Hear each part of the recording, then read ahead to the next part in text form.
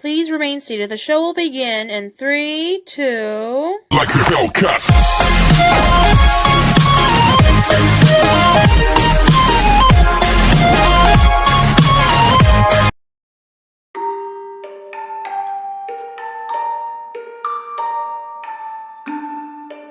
McDonald's was first founded in 1955, one of the most famous fast food chains in the world that serves over 1 billion people. Over the years, it's also been one of those hundreds of corporations that sparked some controversy and rather mixed opinions. In 1972, the development of McDonald Land Playground began, and it definitely attracted a wide age demographic of customers, although some would say the design choices of the various kids' play structures were weird and disturbing. I had been working as a manager at McDonald's in Northern California for the past decade.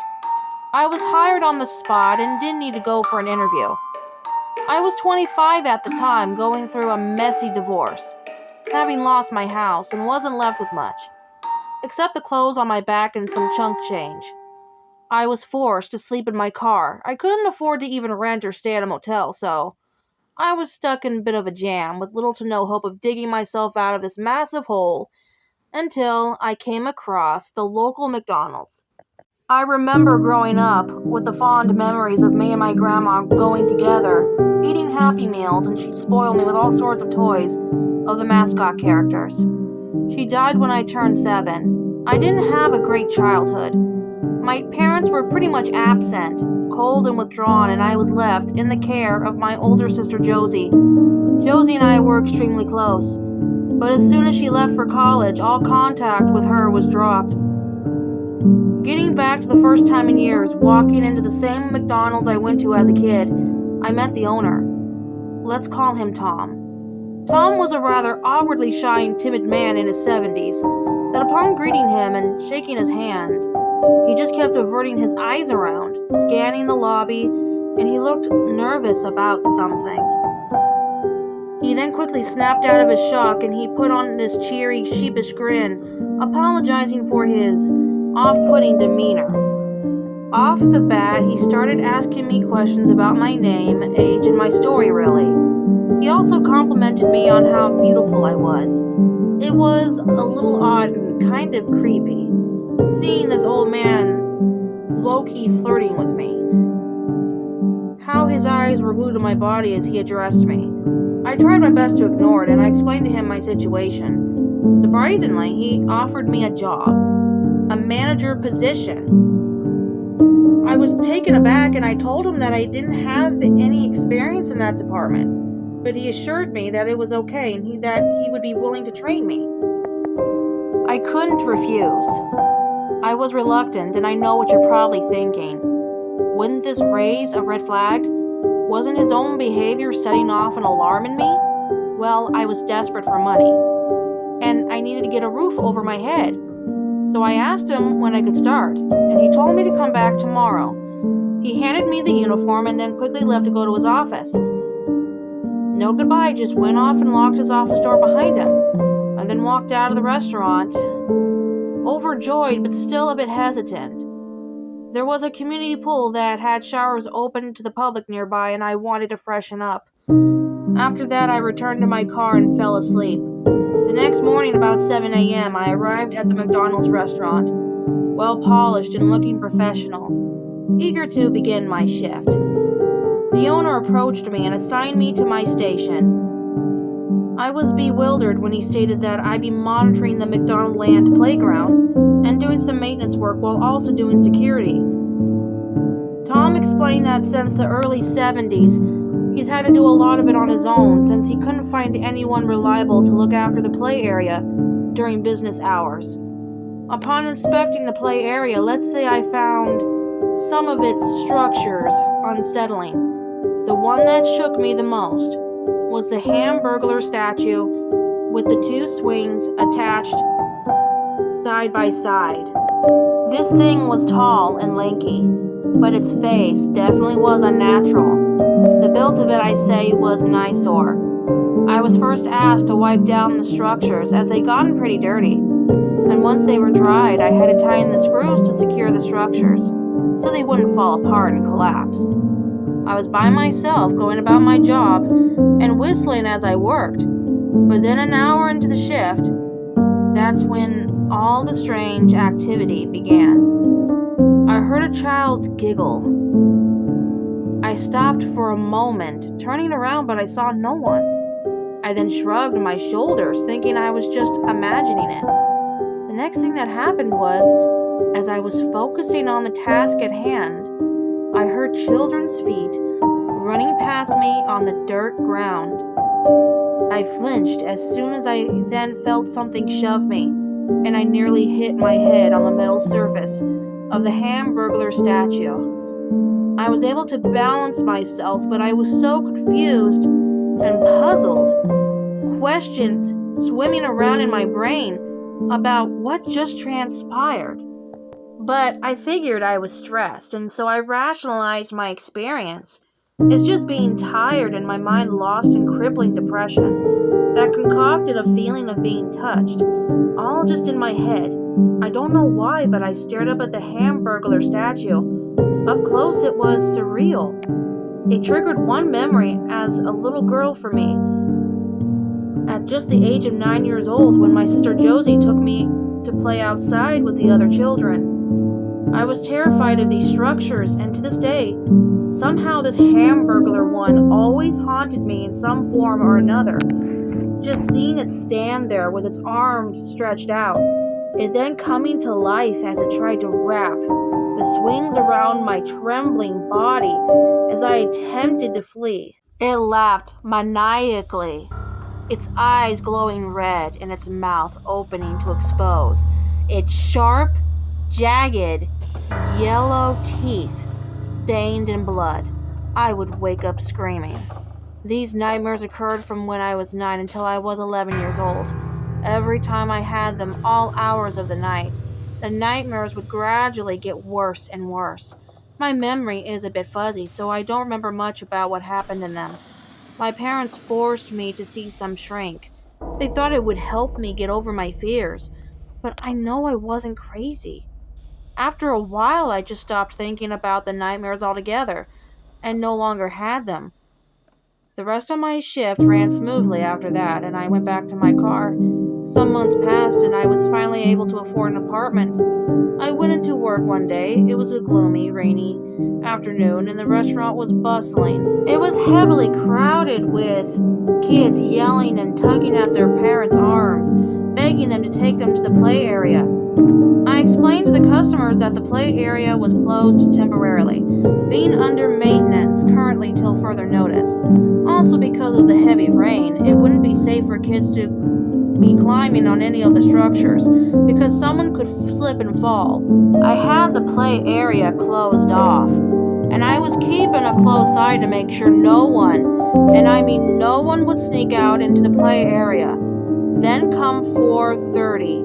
I had been ordered by the owner to switch spots with another co-worker who would be on guard for any trespassers who would attempt to enter the play area. The co-worker was a 16-year-old boy named Andrew.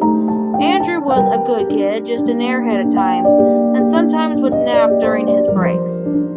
But he was strictly instructed to stay alert by the owner and not let a single child onto the playground.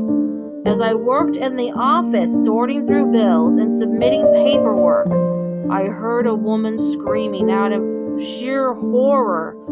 I ran out of my office out into the lobby, and a mother lunged at me angrily, shouting how she saw her child fall off the Hamburglar statue and hit his head before she bolted out the back door that led to the play area.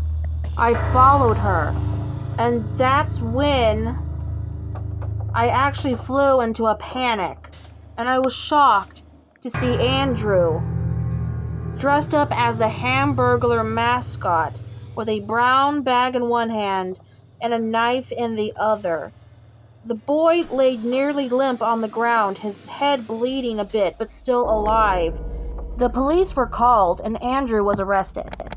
Fortunately, the restaurant wasn't sued, but I faced some backlash from a few customers that day. Yes, initially it was my responsibility to foresee how things were being operated, but I did as I was told by the owner, and we all trusted Andrew. I couldn't believe he was capable of harming a child. When the cops questioned the boy and the parents, the boy said eerily that the Hamburglar was staring at him and told them that he was asked to join them. The boy was lured outside with a Hamburglar toy, and during this time, he saw Andrew dressed in the Hamburglar costume. He was promised the toy only if he could do one thing, which was to climb all the way to the top of the Hamburglar statue with the two swings. The boy didn't give it a second thought and said the Hamburglar would catch him if he fell. When Andrew was interrogated, he said that he didn't remember anything, as though something had possessed him. But no one believed him. He later changed his story, adding how when he was sitting outside by the play area, texting a friend, and then hearing kids' voices and laughter, kids running around, yet there was no one out there, just him. Then he was drawn to the Hamburglar swing set, and then upon staring at it, he just zoned out, and well, he claimed that the play structures were alive. Told him to do the unspeakable. Nobody bought that either, so he was charged with child endangerment, attempted kidnapping, and attempted murder. But still none of this made any sense. Why out in the open when there would be possibly some people looking out the window?